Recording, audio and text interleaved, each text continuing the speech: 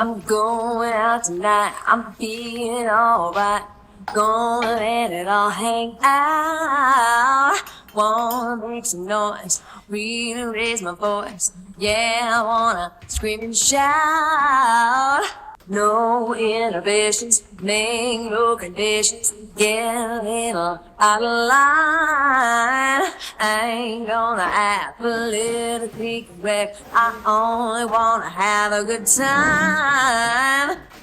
The best thing about being a woman is the prerogative to have a little fun. Yeah. Oh, oh, oh, they're totally crazy. Forget I'm a lady. Men, shirt, short skirts. Oh, oh, oh, really go wild, yeah. Doing that in style. Oh, oh, oh, get in the action. I used to be so afraid of being alone, like not being patted by people all the time. I was a middle child, hated silence and like not having bodies around me. That's like how I identified most of my life. If I can grow through time alone, so can you, I promise you. You're already way better off than I ever was. I think there's pros and cons living alone. In my opinion, it's like 99% pros. There are some cons though. And if you're scared to live alone, the truth is that you stand to gain the most from doing it. So, not prescribing this to anybody, but if you are curious about living alone, I'll give you my review. I'm gonna talk about the pros, cons, some tips, and just the truth about what it's like. There are some cons to living alone. Number one, I think some people truly are extroverted and it's probably not for them. I can't tell you if that's you, but I know you're out there. Number two, ghosts. Number two is ghosts. I talk about being haunted before in my videos, and I say it like a little facetiously, because I don't actually like, I wouldn't watch the show Ghost Hunters and be like, this is real. I'm just like, this is dumb. But I am genuinely terrified of the dark. I am genuinely terrified sometimes living alone. It's very hard for me. And you know what, I'm doing it, good for me. When I was 13, I watched this movie, Darkness Falls. It's a horror movie about a killer tooth fairy. And I watched 2 minutes of it on mute because my friend's older brother was like, it's not scary if you just put it on mute. Well, guess what? I slept in my brother's room for the next 2 years. I was terrified. So I've just always been terrified of like stupid paranormal stuff. But at the same time, if the ghosts are real, the thing I tell myself is like, they haven't killed me yet. They've had 31 years to get me. I do think they want to torture me and like torment me, but I don't think they're gonna like touch me or anything. I would say what's really important when living alone is having earplugs. I sleep with earplugs in every night. Yes, it's sexy. It means that I can't hear all the weird creaks and sounds and like the sound of air just whispering my name to me in the middle of the night. I also have a very specific pillow setup that protects ghosts from entering my mouth or like grabbing one of my feet from the bottom of the bed. Yeah, listen, the hardest part, for me, the hardest part of living alone is nighttime. Like, I'm scared. I'm not having a great time at it. It's not easy for me. There's in particular a light in my hallway where the light switch is all the way at the far end of the hall and I have to like run back. That is already like a hard enough task for me. And then I ended up watching the movie Hereditary. Don't watch it. Don't watch it. Don't watch Hereditary. But I still manage it. I run very quickly. I pitter patter very fast. So I don't know what the point of that takeaway is. I'm saying I get scared. I'm saying it's scary, but you know, actually truly what is my point? My point is that you can buy light bulbs that like you can control, smart light bulbs that you can turn on and off with your phone, and sometimes that helps. Sometimes that helps you feel better. I'll link them. People ask like, how do you stop worrying that someone's hiding in your home for you? I don't stop worrying. I check. Every day I check. One of the hardest moments is coming out of the shower. Sometimes I come out of the shower holding like a pair of scissors, or I have various weapons hidden in my home.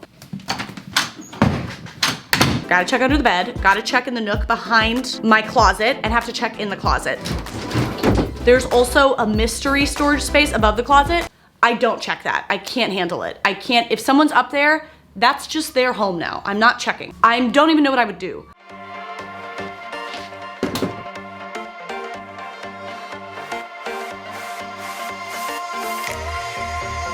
One question I got was, how do you handle the man tasks around the home? Okay.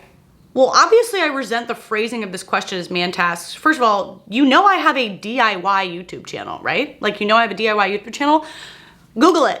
Google the task you need to do. The internet, you can Google anything. You can Google anything. You can even make a whole YouTube channel about it. You can figure it out. These are not man tasks. They might be like tall person tasks, but get a ladder, get a ladder. This is what happens. This is what happens. You're going to either A, learn to do it yourself, and that's gonna feel so rewarding, or you are going to ask somebody for help. The number of men who are always offering to change my air filters. If I had a quarter for every man who asked to change my air filter, I would have at least 1 quarter. Or you can hire someone, you know, I use TaskRabbit, not sponsored. Or you're gonna convince yourself that it's actually not that important and it doesn't need to get done. You're gonna forget about it. Those are the options. You're gonna do it yourself, you're gonna get a friend, you're gonna hire somebody, or you're gonna decide it doesn't matter.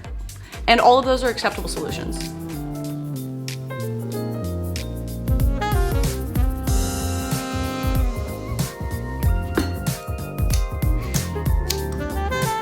A major pro of living alone, you don't have to coordinate shit with nobody. You don't have to coordinate anything with nobody. Hey, can I use the TV tonight? I'm so over that stuff. I'm so over that. Can I have somebody over? Like, it's my life. It's my life. I will have someone over if I want to have someone over.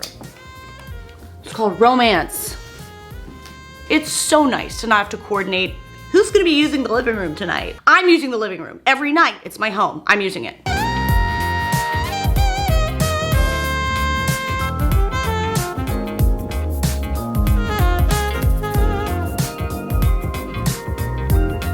Okay, people are saying, Caroline, but what if I get bored? What if I get bored? Girl, what if? So what if you get bored?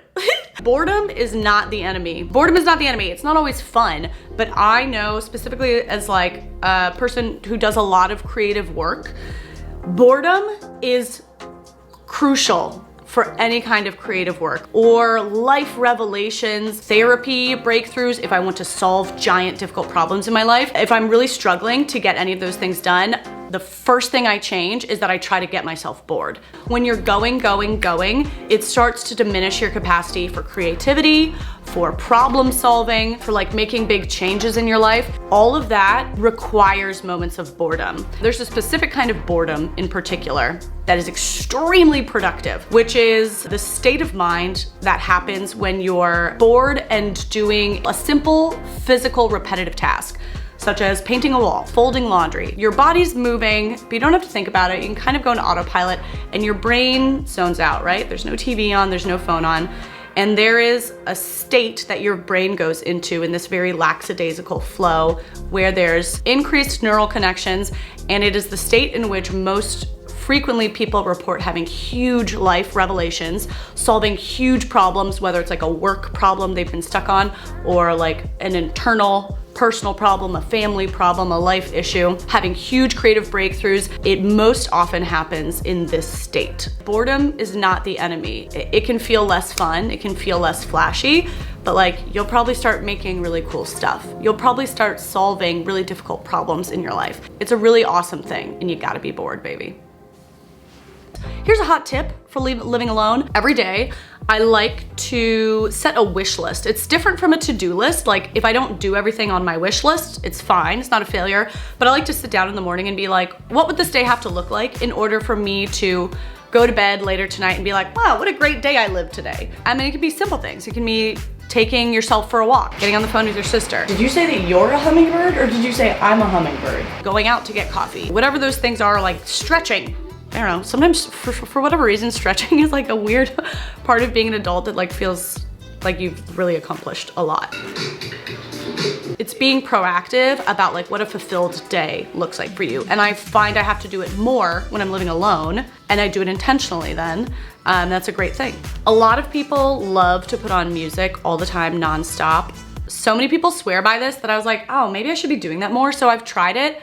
I don't like having music on all the time. I love silence. Have you guys tried silence? I'm obsessed with silence. I really can't tolerate like the stimulation of music unless I'm like getting ready to go out or something. But a lot of people I know love to have music on like 24/7 at home. It makes it feel like lively and lived in and homey, so cool, do that. I will more often put on like a podcast.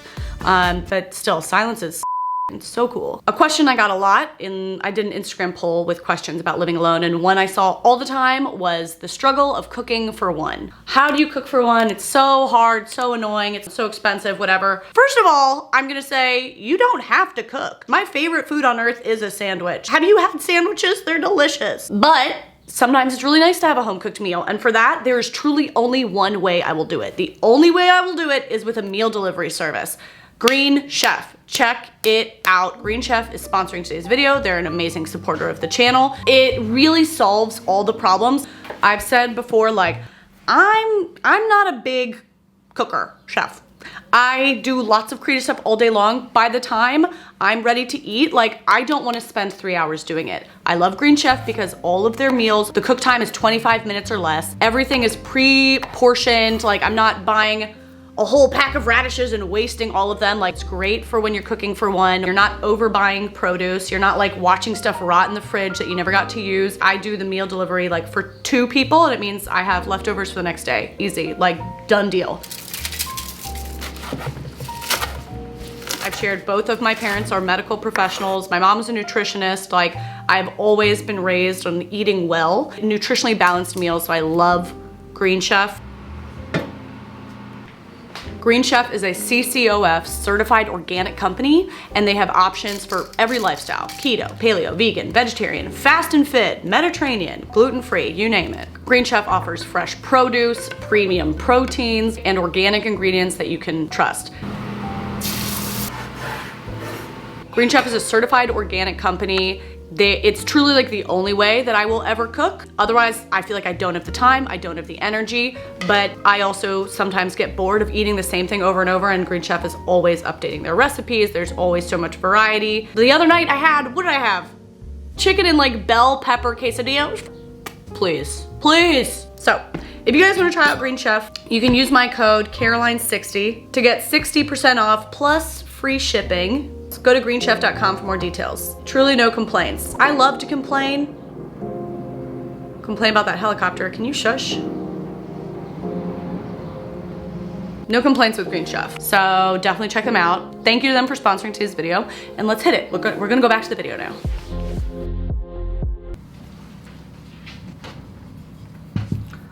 Hello? Hello?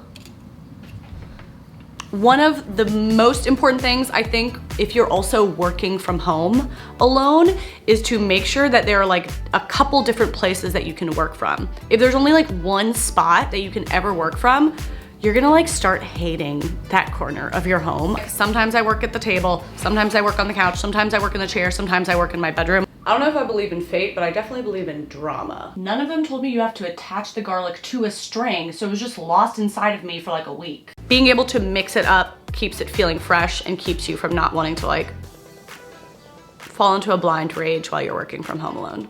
Keeps it fresh.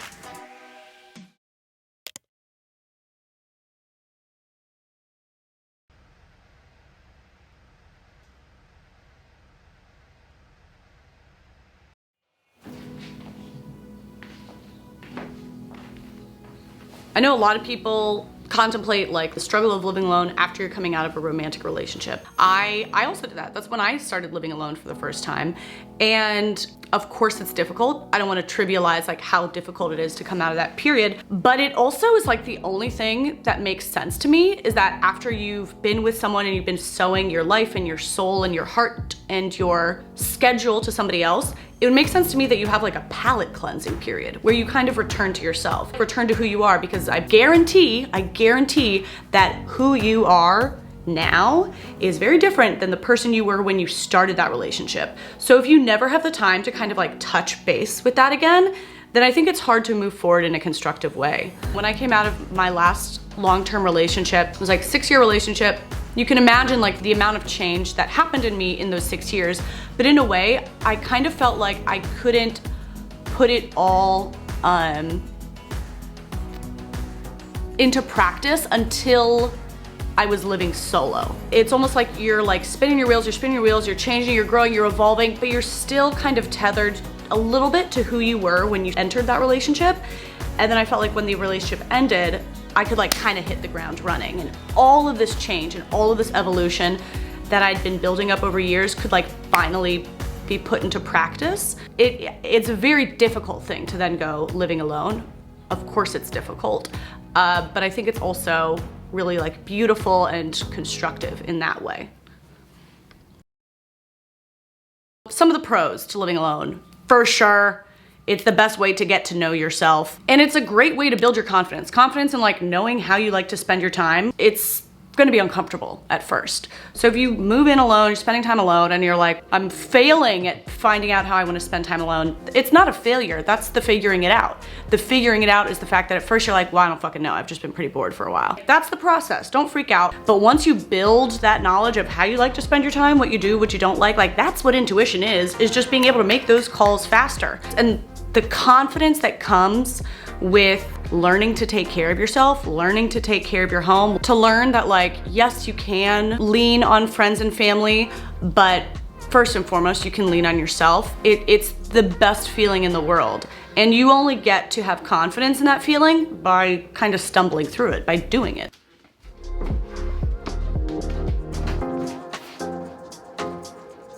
Chores are kind of it's a bit of work. It is definitely more work because it's 100% on you. If you want something to get done, you gotta do it. That's pretty annoying to me, but you also figured out. I like to do a bulk of like my weekly chores on Sunday. Sunday, I like doing a big clean throughout the house. I'm taking out the trash, I'm scrubbing crap, I'm like dusting if I feel so inclined. Put on a podcast, I chill out, I talk to a friend on the phone, and it's a nice like calm thing to do on my Sunday.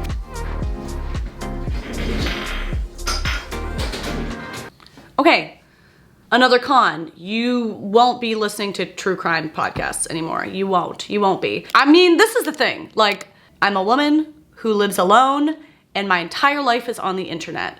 So when you ask about paranoia, do I ever feel paranoid? Yes. Yes, I definitely, absolutely do. When I get messages from people telling me they know where I live, yeah, I feel scared.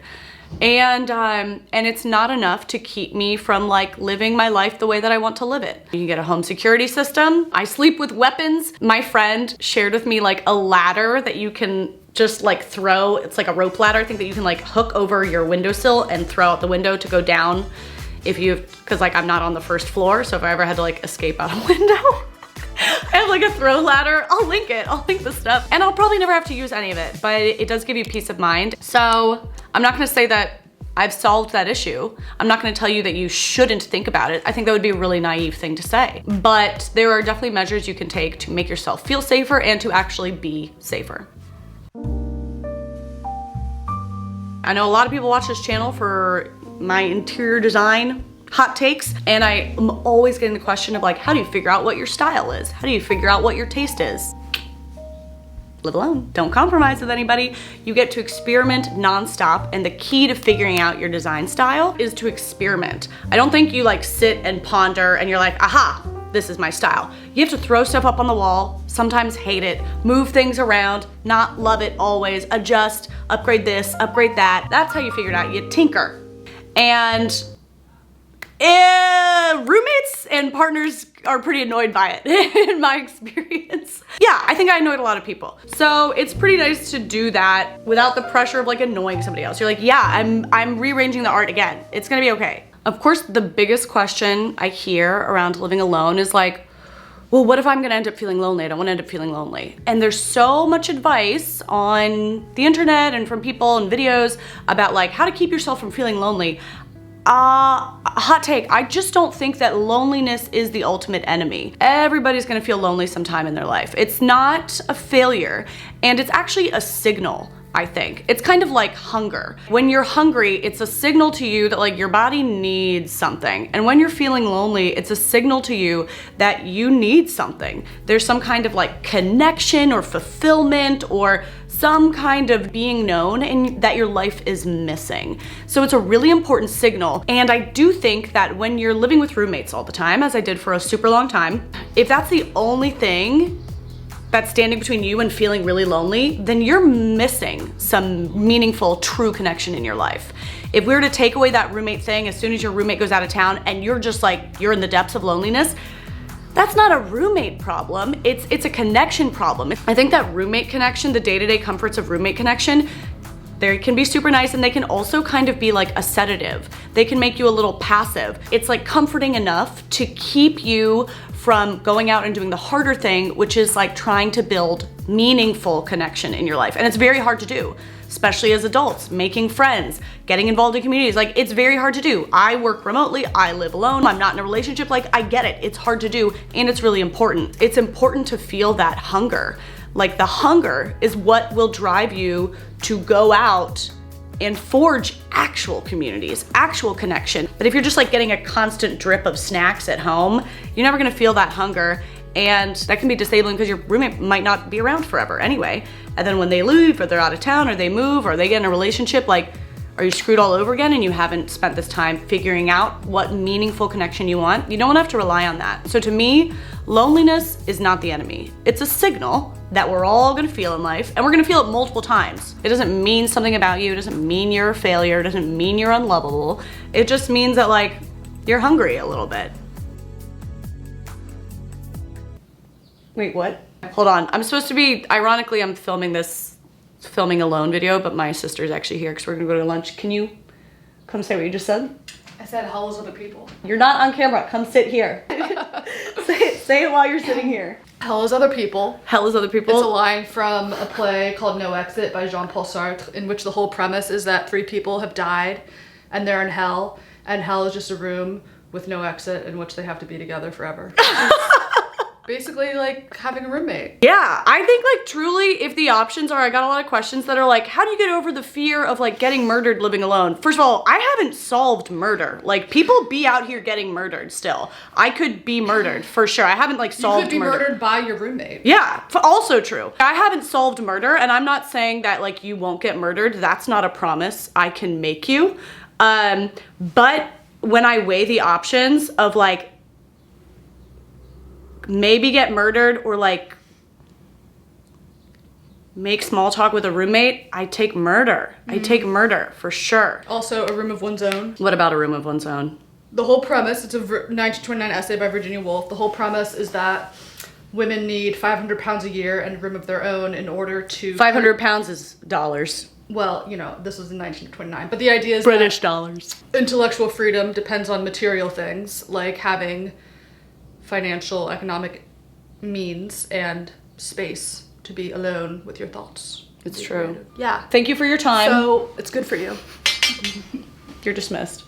Don't be rustling around in the background. I'll rustle as I want. Oh God. So what's great about living alone is that while you don't have like that constant drip of chit chat at home, it forces you into really intentional living. Who do I want to actually call? Who do I want to be spending my time talking with? Like, who are the most important people? What are the friendships I invest in most? What are the things I most want to do? Like, you have to become very intentional about it. It's really nice to have to put intentional thought towards that so you can nourish those relationships. I do find it hard to remember to leave the house at times. You have to get intentional about it. Being really intentional about getting on the phone with a friend or a sibling or a family member. And even if there's not somebody around for me to see socially, going for a walk, taking myself to a bar, taking myself to a cafe, like, it lets you re-enter the world, and it makes a big difference. But you do have to be intentional about it, or I will forget about society.